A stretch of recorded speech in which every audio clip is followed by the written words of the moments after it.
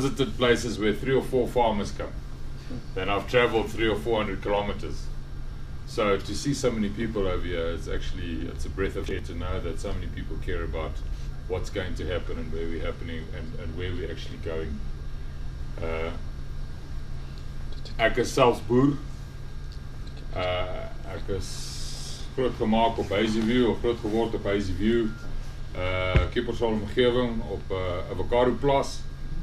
En voor ek in die politiek ingegaan het, was ek plaas en grondverskuiwing. Ek het damme gebou maar vir die boere, vir hulle piesangs en avocados en macadamias en whatnot, maar so ek is nou redelik in die boerdery betrokke en ek ken maar die boere en ek weet wat dink die ouens en ek weet hoekom dink hulle so. So before we really get into grondsake,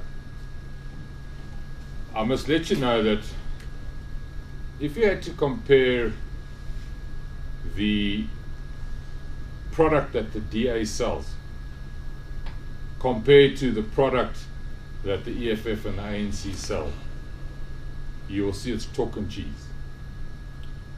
Diverse party that the DA is, black, white.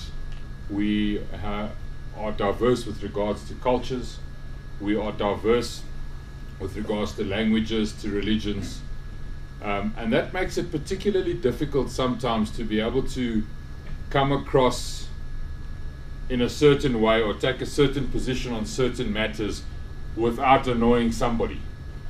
Was maar altyd iemand wat gaan seer kry, of was daar altyd iemand wat gaan kwaadlik neem en sê, maar hoekom het jy nie vir ons, hoekom het jy nie my naam genoem? Jy weet, so, if you compare the product, and what is it that the DA sells? The DA sells excellent service delivery. That's what it sells. And it sells a party of unity. You cannot compare the EFF because, quite frankly, they haven't been in government anyway, irrespective of what they think they are in the coalitions in the metros. But if you compare what the DA has done as opposed to what the leading party has done and the clean audits, and I can go back, it's very easy to see that the DA sells itself for diversity, but it also sells itself because we are excellent at service delivery and we are excellent at keeping our word and getting our product out there. If you had to compare that to the message that the EFF, and sorry if there are EFF supporters tonight and ANC supporters, but if you had to compare it to the EFF's message and the ANC's message, well, their message is very clear. We want the land, white stole the land, and that's that. There's no compromise, there's no in-between. So it's pretty easy to sell if you're a racist and if you believe, and if you sell that product to people who think like you, it's very easy. The difficulty comes in, well, let me jump over to the ANC. The ANC are Democrats and they are capitalists in writing. But everything else they do indicates non-capitalism, socialism, gathering of property. I don't know why they're gathering everything for the winter. I don't know how long they think their winter is going to be. But they seem to be gathering property and they seem to be gathering assets and taking independence and independent thought and property rights away from people. And everybody knows, irrespective of what your feelings are, everybody knows that the main thing, if you want to collapse Africa, you take away property and you nationalize the land, and before you know it, you've got yourself a Venezuela. Venezuela now, I was reading an interesting article, and this is probably not funny, but they're actually saying that the people from Venezuela are up to 7 to 9% lighter in body mass than what they were 4 or 5 years ago, simply because there's no food on the shelves. There are a course in Venezuela, and this is because of the nationalization of arms. This is because the state wanted to run it. This is because they did independent thinking, independent property rights, pretty much the same as what our friends in the ANC and the EFF are looking at.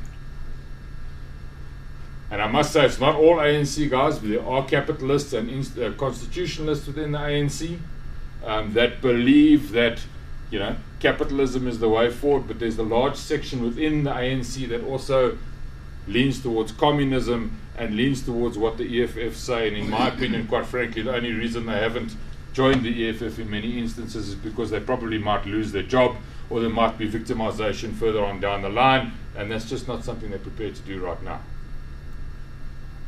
But this is what we're up against, and I think that the majority of South Africans are extremely disappointed in Cyril Ramaphosa. Want Cyril Ramaphosa is mos nou 'n man wat nou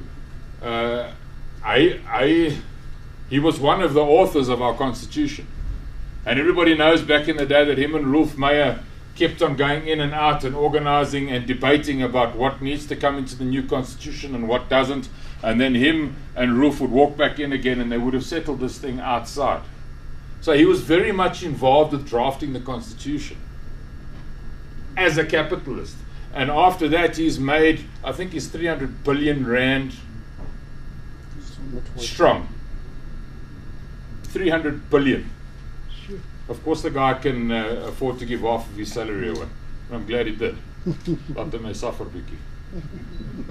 Maar this is a guy now that stood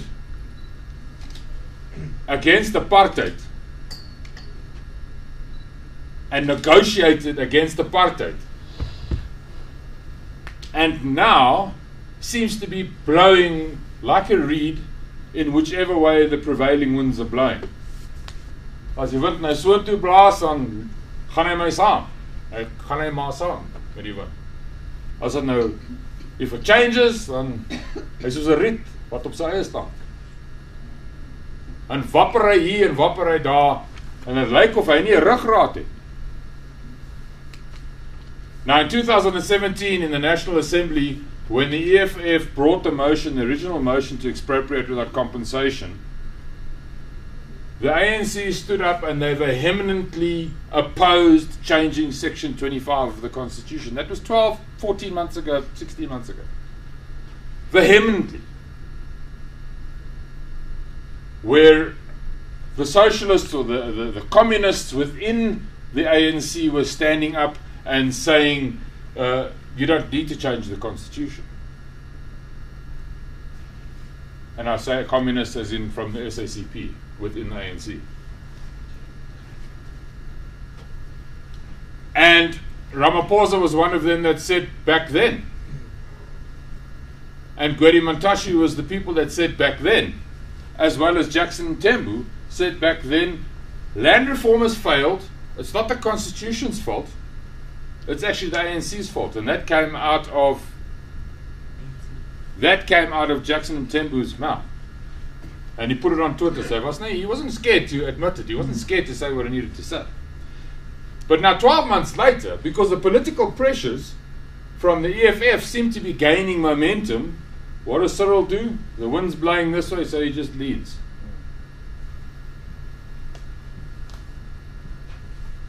Why is he leaning? Is he leaning now because he wants to be able to silence the EFF?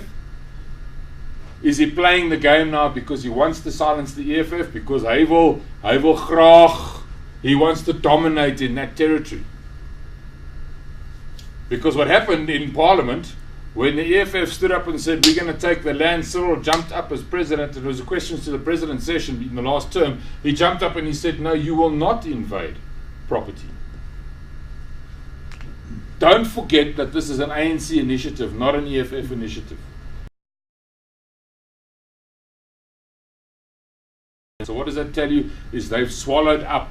They're fishing in their pond. Hy vang vis in 'n ander ou se dammetjie. That tells you that Cyril Ramaphosa is blowing with the wind, but he is also playing a very, very dangerous game. One that is trying to get the ANC together as one structure, but through doing that, he's trying to eradicate all the cracks within the ANC and the factions. But through doing that, he's throwing the country under the bus.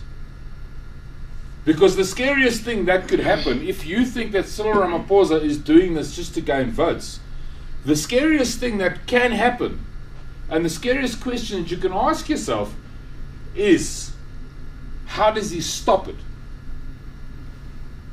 When that momentum has been generated and that momentum is on the go, and land is going to be expropriated without compensation, even though the legislation hasn't changed. When the momentum's there, and after the 2019 elections, if the ANC win again in some areas, how are they going to stop the momentum? Because this is not a food parcel that they're handing out before elections to gain votes. This is not putting up a water tank and supplying water to a community that's never had water in 100 years just before an election, and then you go and take the water tank away after the election and say, "Ma dankie vir jou vote, maar sukkel maar aan." We're talking about the country's infrastructure, and we're talking about the country's grondwet. And to talk about changing that, that's not something that you're just going to be able to take back and say, well, listen, we've made a mistake, or keep quiet and allow it just to die down. And this is the problem that we have with Cyril Ramaphosa. Before getting into the entire EFF story, I think everybody knows what Julius is about. Everybody knows where he's driving this thing. The volatility that he's creating is something that really is going to seriously affect us. In 2008, he came out as the Youth League president, and he was saying what he was saying, and everybody kind of, took notice of him. There was a bit of panic, and then the ANC got rid of him, and we thought, well, that was the end of it. Now he's coming up ruthlessly, wanting to change the entire structure, the capitalist model that's being used in South Africa now, that works. Throughout the world, it works. He wants to change it into a socialistic structure. Because he feels it's the only way that anybody that's poor and on the ground, that's the only way that people are going to be able to get themselves going, is to by owning land. Or to be able to contribute to the economy, is by owning land. En julle boere weet, om te boer, dis nie daai stuk grond wat sê jy's 'n boer nie. Dis wat jy met daai grond maak wat sê jy's 'n boer. Dis hoe jy daai besigheid doen. Dit is wat sê jy's 'n boer.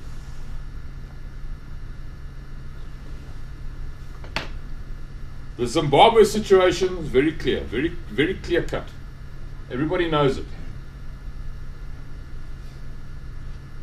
I think that Robert Mugabe had a situation in the 2000s when he was very close to losing the election.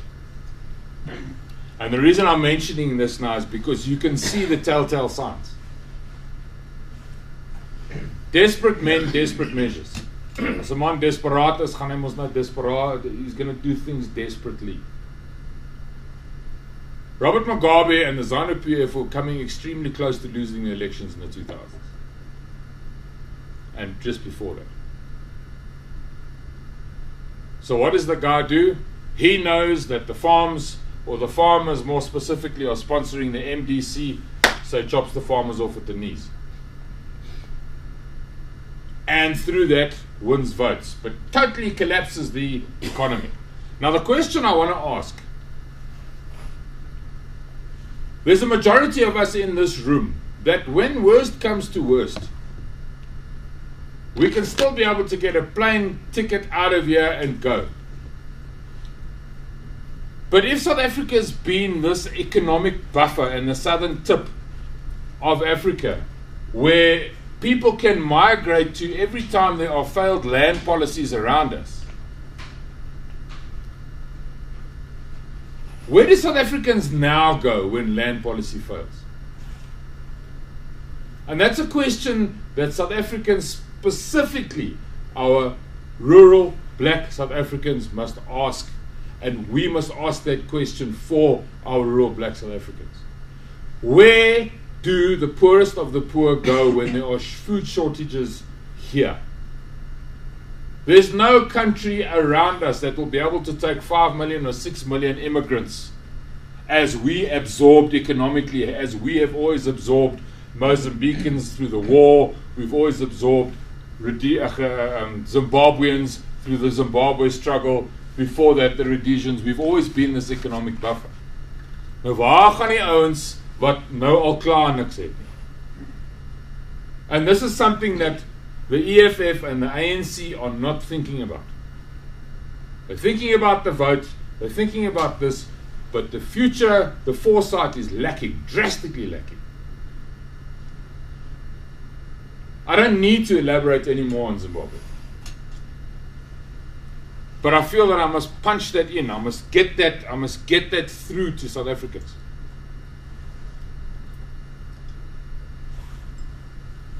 Since 1894.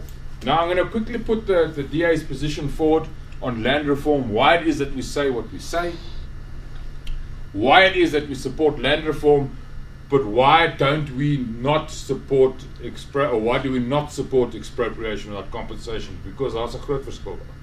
But people are inclined to conflate it. They're inclined to say, but the DA supports land reform, therefore they support expropriation without compensation, and that's just, we don't do that. Clearly. Of course, there's the WhatsApps that are going around and saying that the DA supports, but I can tell you what, now I was part of the debate. When they raised it now in February this year, I was part of the debate, and I can tell you now that I opposed this. Not me. I opposed this on the behalf of the Democratic Alliance. I opposed it vehemently. So what it is, why is it that the DA supports land reform?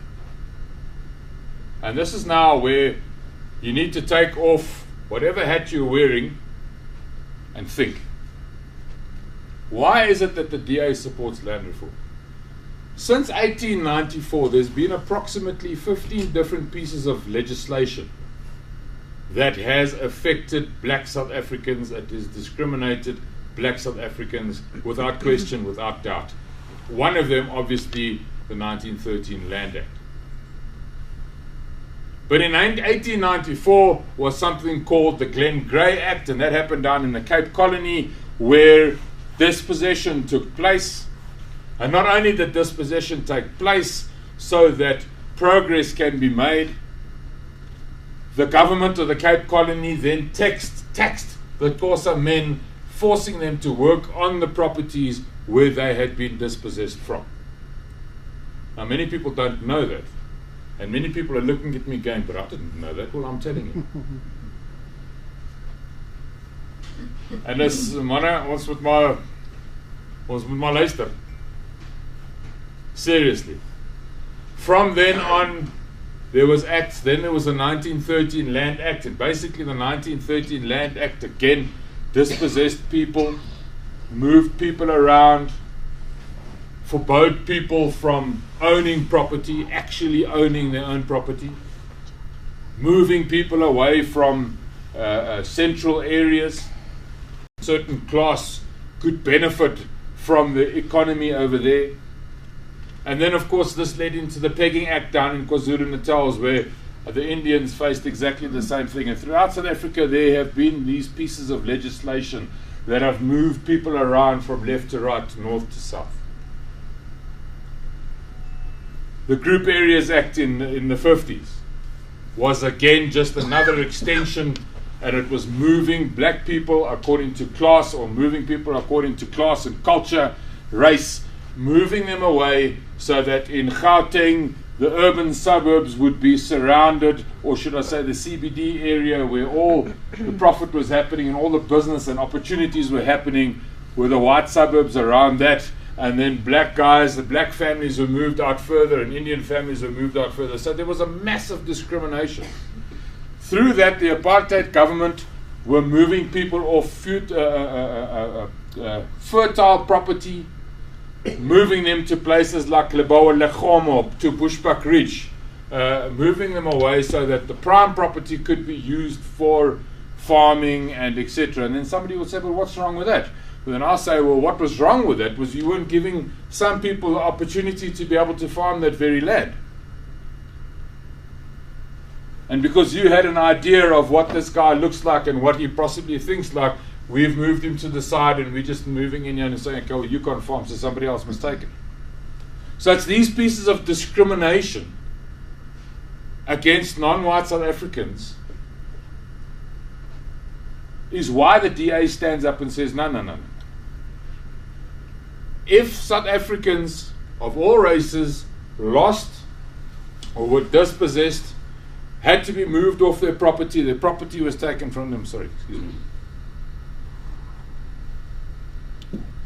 Hulle eiendom is van hulle weggevat, hulle is geskuif soontoe en soontoe. The DA is saying, obviously, those families must get the property back. Why? Because of the biggest thing that everybody forgets about: intergenerational wealth. I live on a farm that my father bought, that was privileged enough to have a title deed. I inherited his farm. My parents, my kids will inherit that farm, and so it will go on. And through that, should I stand still or should I move up and down? I see your arms there. Okay. And through that, generations after me will have had the opportunity to accumulate or to benefit from the wealth that I accumulated simply just by owning property. Because if I owned the farm and I was illiterate and I could farm, I know that if my kids got a good education, my kids have got a good education and they have the opportunity to be able to be exposed to certain things, well, then they're obviously going to do better than what I did on my farm. And then so that would carry on and ultimately build a little empire within your own right, within your family right. Now, ladies and gentlemen, black South Africans were not afforded that. And that is why the DA says black South Africans and all South Africans must own land, they must have title, they must be able to enter the economy, they must be able to use that section of land, that section of property, so that they can accumulate some form of wealth, so that they can go and take a business plan to a bank, say to a bank, this is the business plan, this is what I want to do, I need to use this piece of property as collateral or security or surety, so that the bank can obviously help them. And this was denied up until 1994. I'm going to let that just sink in a little bit. That is why the DA says we support land reform. But what we don't support is going out, eradicating people's right to property, taking away property rights from people just because you say somebody stole it. It is the ANC's prerogative. They have said from 1913 Land Act onward, this side of 1913 is the properties that I'll be looking at, or they'll be looking at. And I had a very interesting meeting with, in our portfolio committee meeting now on Wednesday, very, very interesting meeting with Professor Aninka Claessens. She's been involved with our constitution and South African politics right from the beginning. She helped draft the CPA Act. She helped draft everything, land reform and restitution. The reason why we're not going back further than to 1913 is because past 1913 is when it started, where there was tribal conflict. There was tribal conflict. From 1913 on is where they could describe it and say, this is where we can indicate individuals that were affected as opposed to large groups of people. And that was the thought behind it. Of course, now when they restituted land, they restituted land not for the individual. So if Temba lost his property, or he was a landowner prior to 1945 or prior to 1998 or 1994, and Temba put in a claim, Temba couldn't put in an individual claim. He had to put in a community claim. So from then, community claims and starting to take away individual property rights has already started.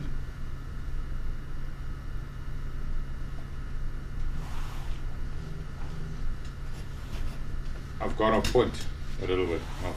Forgive me. So, the DA opposes expropriation without compensation. Of course we do. It's people's property rights. People have purchased it. People have got loans at the banks. People are in debt. We're talking about 160 billion rand to squash the debt at the banks for bonds. 160 billion rand is the figure that somebody came up with down there. 160 billion rand. That's 160 times more than the Mala deal. It's basically impossible. How are you going to do it? I mean, as I said, you take away people's property rights. How is it that anybody that's currently now unfortunate or poor,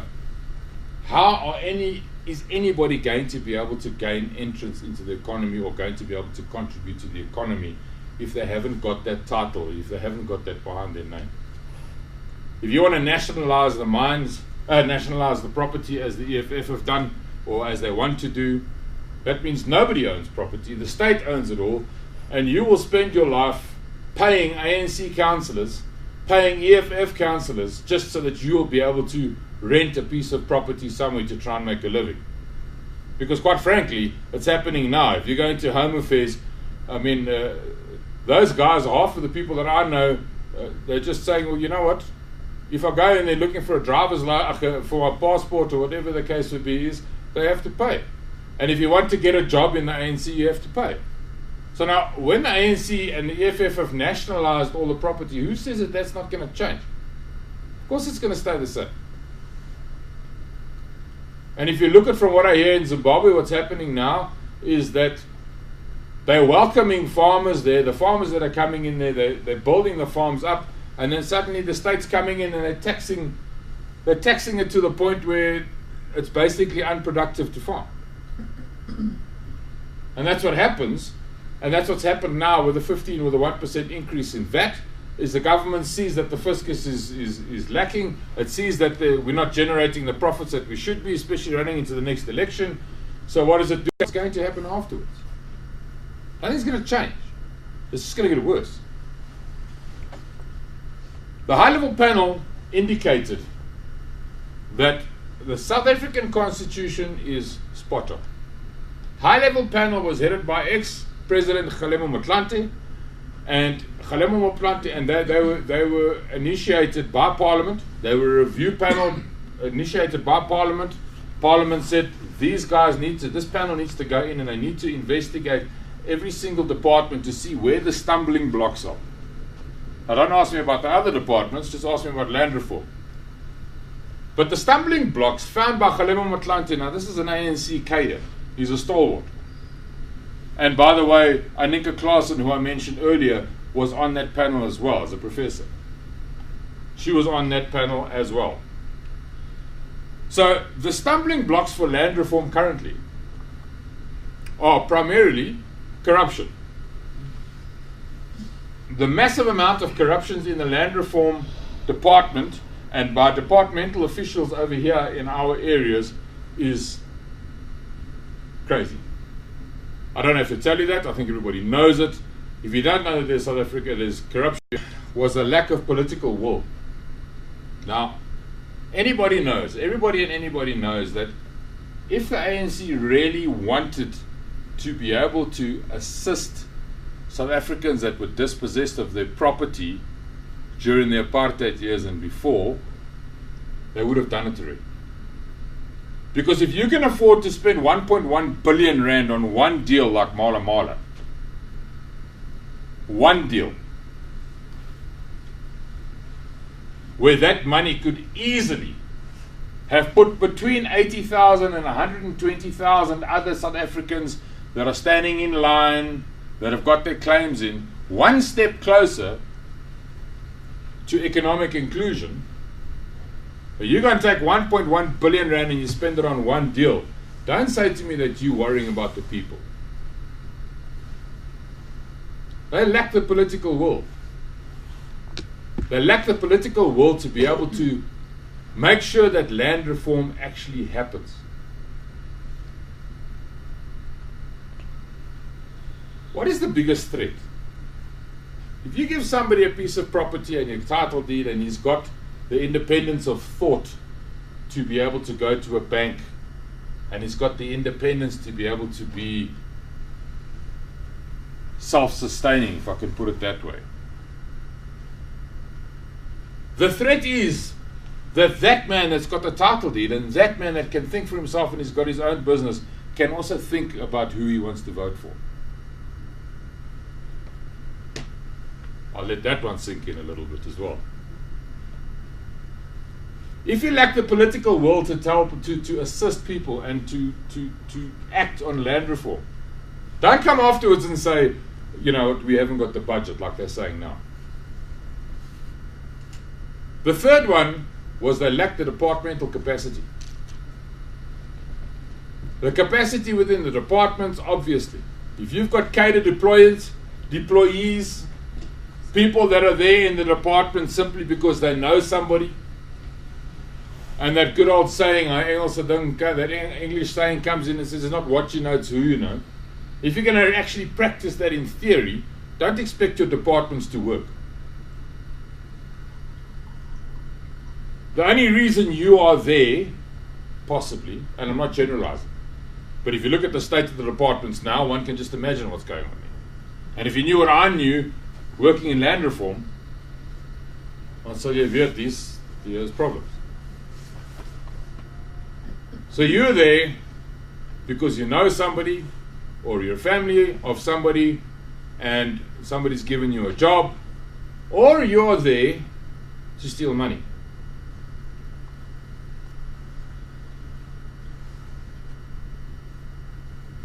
And it's very difficult for myself and Tim Denny, if I hired Tim Denny, because Tim Denny's got a family crisis and he hasn't got any money, it's going to be incredibly difficult for Tim Denny to go and say to somebody or say to the Hawks or whatever, Robertson is busy stealing money. Tim Denny is most likely just going to turn a blind eye and say, well, you know what, I've got my work and I'm just going to carry on doing what I'm doing.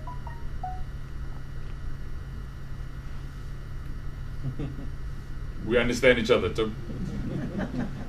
Ons verstaan mekaar. Definitely. Yeah. And then obviously the last one, the stumbling block, is the prioritization of claims. Now, up until 1998, there was a massive amount of claims that were outstanding. Up until 1994, 2014, there was still about 9,500 claims that had still not been finalized prior to the 1998 cutoff period. 9,500, I forget the number, 9,838, call me alive for 100 or so. Still had not been finalized. Here they come and they take Mala Mala, and I use Mala Mala again. They go and they take Mala Mala and they prioritize the Mala Mala claim for 1.1 billion rand. 1.1 miljard. Now, why did they do it? We're yet to prove that this was ultimately just to assist the elitists within the ANC. And if you read into the deal about the Mala Mala deal, which I'm very, very involved in right now, you will find that the money spent on Mala Mala was exorbitant. It was out of this world. It was just before the 2014 national election. Remember that one? And then you start digging around and you start finding out, but hang on, 1.1 billion rand was paid for Mala Mala, but they never bought the business of Mala Mala. Hulle het net die grond gekoop. They just purchased the land. The Rattras, who were the owners of Mala Mala, and I'm going on to the Mala Mala story. I would have covered it anyway in the future, a little bit further. I might as well get it done now. Mala Mala belonged to the Rattras, and after the 1.1 billion rand deal had gone through, the finalization of the deal had gone through, the Rattras sold the Mala Mala business for an additional 165 million.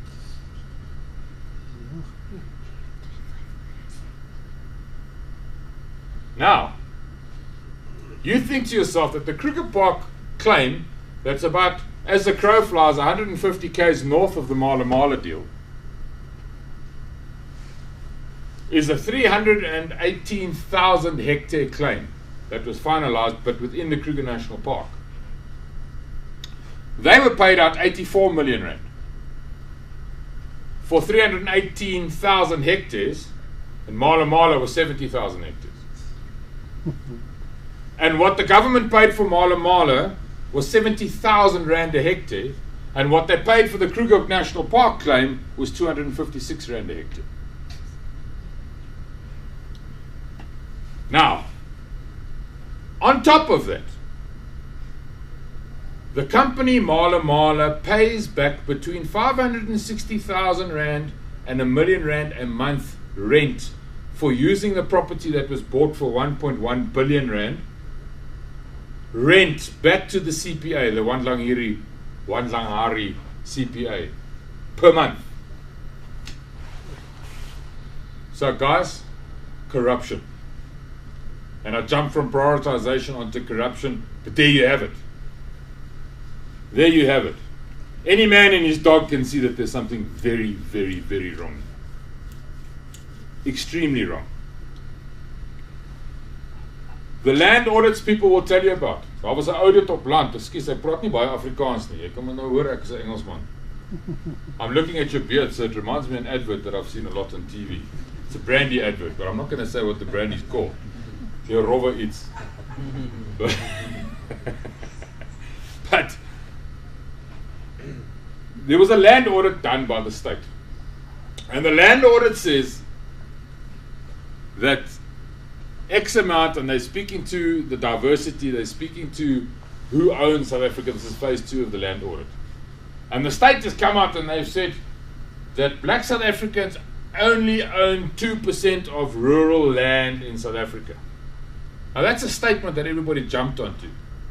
Of course the EFF and the ANC jumped onto it and they said, well, there you go. And of course that's wrong. From a DA's perspective, of course it's wrong. Hell, of course it's wrong. Nobody's questioning it. But what I am questioning is, what would those figures be if black South Africans that live in rural areas had title deeds? Because that audit was done according to the registers.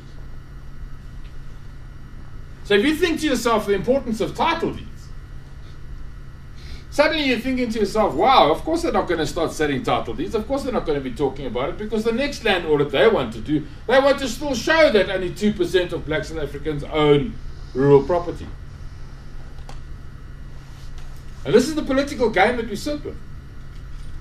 Pulled that phase 2 of the land audit to pieces. We pulled it to pieces. And don't get me wrong, we're not challenging the demographics, and we're not challenging the fact that there are skewed land patterns in South Africa. Everybody knows that. Everybody knows that. But the reason why we tore that land audit to pieces is because we want to know how much the state owns.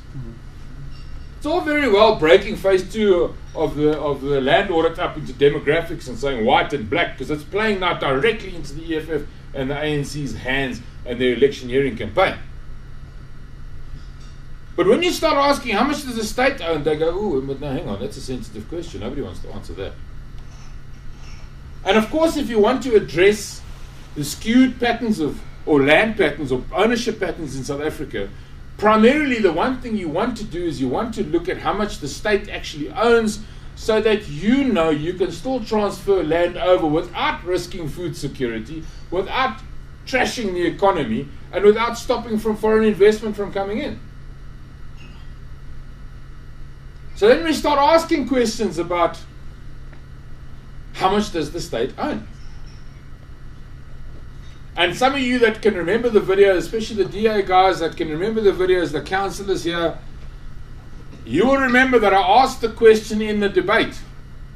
And I said, what is this obsession with private land when the state owns so much property?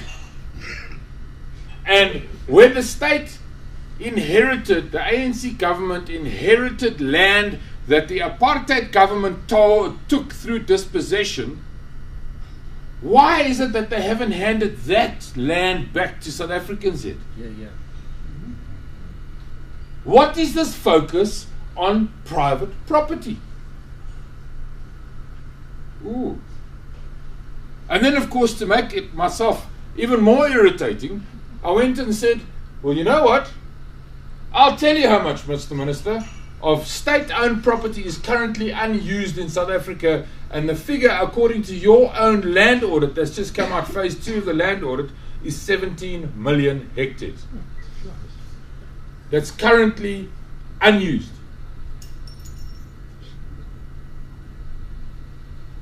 And of course, the heads in Parliament do this, and everybody looks around, and those that had the matters have been silenced. The Department of Public Works owns huge tracts, not as much as my department, Department of Rural Development and Land Reform, but they own huge tracts of land. Department of Public Works. You can think that every school, every police station, every post office belongs to the Department of Public Works, most likely.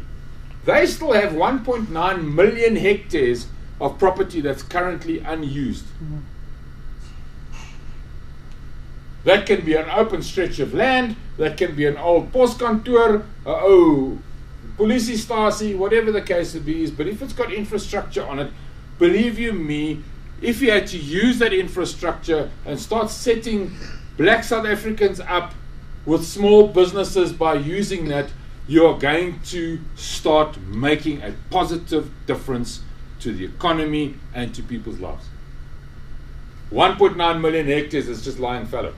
It's costing us, I think, don't quote me on it, it's costing us approximately 12 million rand a year in taxes to maintain.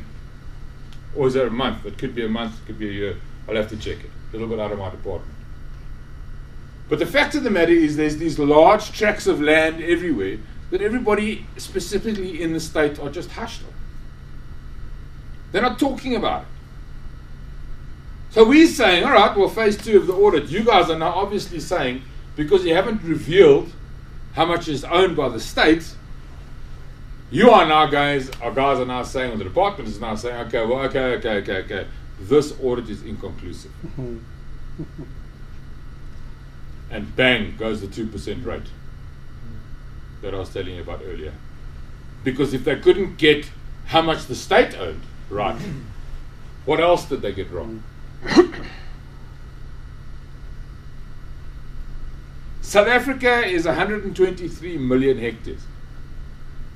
North to south, east to west.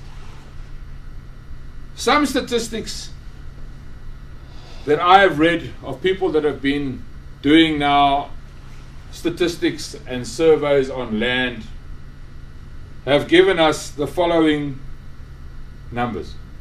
Now, the state hasn't given it to us, and I obviously now know why.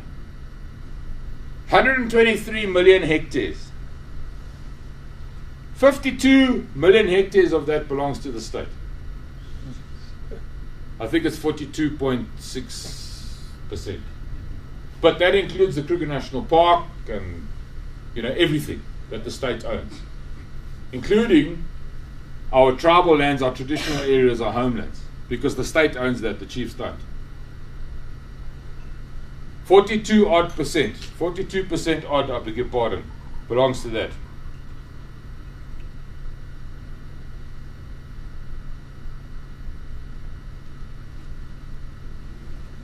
The Rural Department of Rural Development and Land Reform, I'm just reading it over here, 13.5 million hectares, where they have exclusive rights to 2.3 million hectares. That's just the Department of Rural Development and Land Reform. So we are talking huge sections of land. We are talking huge sections of land. And if you have the political will to make sure that every South African owns a piece of land and that restitution and land reform actually takes place to the benefit of South Africans. Well, then the first thing you're going to do is you're going to leave Section 25 exactly the way it is, and you're going to start releasing state-owned property. Of course, you still carry on with the claims, and of course claims must still be lodged, and the whole process of finalization or verification must go through, etc., etc., etc. But if you were serious about helping South Africans, then your budget for your VIP transport or your VIP protection units wouldn't exceed the budget for land reform. Dink bietjie daaraan. Jou blou liggies wat almal irriteer, soos 'n muggie in die aand. Hulle sit meer geld weg vir protection services as wat hulle vir grondhervorming sit.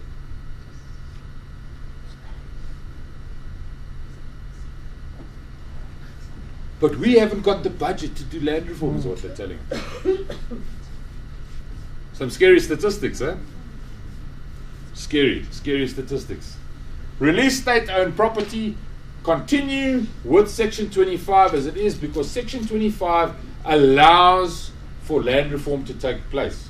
It allows for people to say, I lost or was dispossessed of my property, and therefore I want to claim it back, because the Constitution allows for it. The worrying part about the Constitution, it doesn't only speak to land, ladies and gentlemen. Section 25 of the Constitution praat oor eiendom. Property.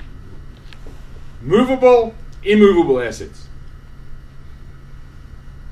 So as John Steenhuisen always says to me, Ken, are you going to do a speech? Remember to tell them that that property can involve their car, their house, and even their mother's pearls.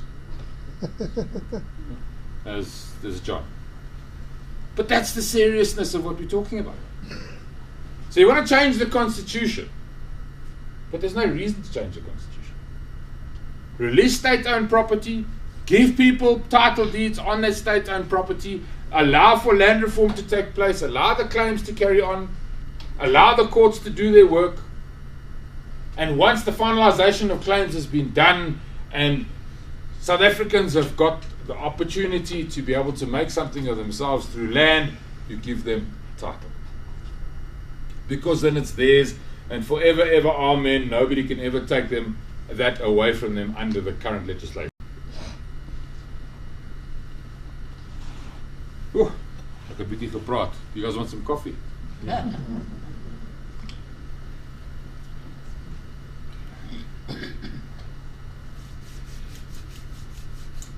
I was going to talk about the review panel, as it's written there in the book. Obviously, you'll know that when the ANC and the EFF and a couple of the other parties voted for expropriation without compensation in February, they didn't vote for expropriation without compensation. What they voted for, because the ANC made an amendment to the EFF's motion, was to say that we will put a review panel together to be able to check the modality of changing Section 25 if it's in South Africa's best interests. And this is obviously where all the public hearings came into. That's part of the mechanism. One of the mechanisms of putting a bill together is public participation and obviously accepting written submissions. My tallies or my figures tally up to approximately 700,000 written submissions were put in, and there was about 2,500 or 3,000 verbal submissions throughout the country. John Steenhuisen very cleverly picked up not long ago that the ANC are trying to get people to submit, even though the date's been closed, or the date's closed, trying to get people to submit written submissions, because they've gone through some of the submissions and they've realized we've got a problem here. These written submissions, there's not many people that want the Constitution to change. So already they're starting this. And John sorted them out quickly, as John usually does. Quick, sorted it out. makes everybody know that we know that this is what their plans are, and it's now it's quietened them down. So all the written submissions are being evaluated now, or being looked through now, and the verbal submissions have been taken into account. They're busy going through it now. So they say by the end of August, this month, they are going to be able to reach some form of a decision. Personally, I don't think so.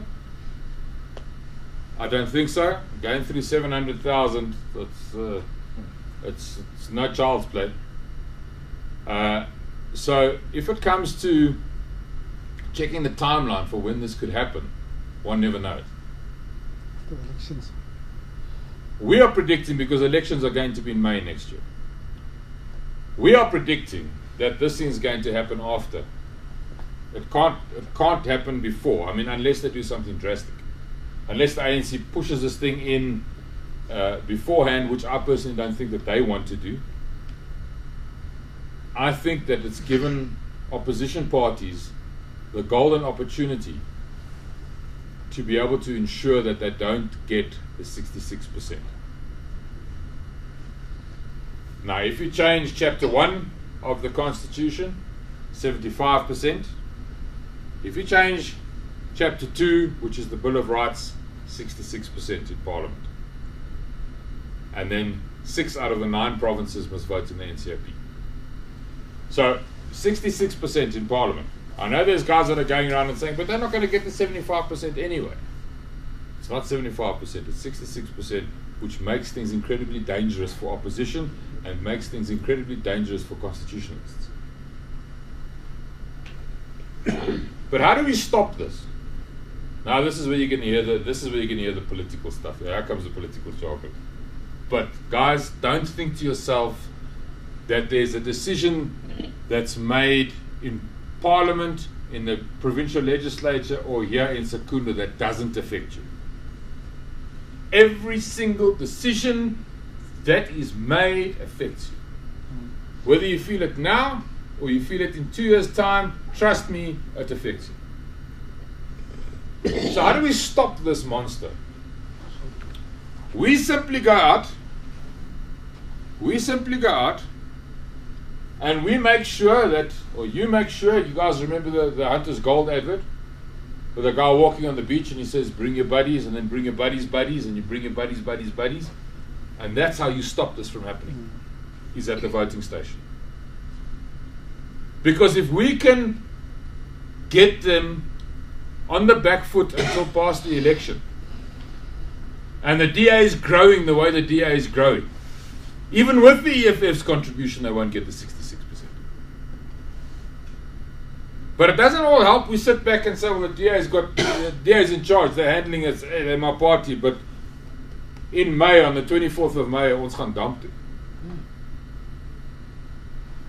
Because and I want you guys to think about all of the punishment farmers are getting in South Africa right now, all of the venom and vitriol that's coming out of some of the politicians' mouths, can all be stopped at the vote in Parliament when it actually comes to Parliament. Mm-hmm. Because if you vote, it doesn't mean to say that we're not winning Secunda, and Secunda is not a DA area, so what's the point in voting? Because if you guys don't know this, and you probably do, so just forgive me if I am rubbing this in or I'm telling you again.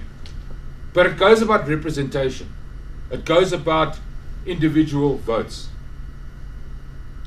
I'm sitting in Parliament simply because of the amount of people, thank you very much, that voted for the DA in Parliament, in the last general elections in 2014. Now you've got 8 in total DA representatives that are looking after your best interests, and that's not really a lot. Trust me, we really, really work. Really, really work. But we didn't win in Mpumalanga, yet you've got representation in Parliament. And we didn't win Secunda, and yet you've got representation here in the local council. Because it's not about winning, it's about individual votes. Now, the more we vote in next year's election, the more seats we get in Parliament, the less seats the EFF get. I'm very sure of that. The less seats the ANC get, suddenly this motion is just going to fall away because they are going to do the calculations beforehand, as what they did in Nelson Mandela Bay yesterday when they tried to get Athol Trollop out again. That oak's got 9 lives, I'm telling you. They're going to do their calculations before it actually gets to the vote, and they're going to have to scrap the motion. Because if they carry on with the motion, they know they're not going to get the seats. They know they're not going to get the votes in the House. And that's how we stop it. So every time you guys hear Malema shooting his mouth off, or somebody else shooting his mouth off, I want you to think of the satisfaction that you guys are going to feel when we stop this thing in Parliament next year. Om te sê, ja, jy moet aangaan met jou stories, my maat. You guys are not going to get this. And that's how we beat them. Obviously, we've got plans around the legislation and going to law and using the courts, etc., etc. But let's just stop it smack bang where it counts in Parliament. Guys, Mmusi Maimane, I know him personally. And a lot of us do. Some more than others. I know Mmusi Maimane personally. And let me tell you something. If there's somebody that's got the grit to be able to take this thing through, it's him. If there's somebody that's got the ability to draw people, it's Mmusi. If there's somebody out there that you can rely on to take you forward and your best interests forward, it's Mmusi. You will remember what I said right in the beginning about pleasing some people, not pleasing other people, because it's quite simply, it's really difficult to do. But if you know a man personally, and you're a fair judge of character, let me tell you something, that the hands, or should I say the DA in his hands, is a prosperous DA. He's taking us places. And on that note,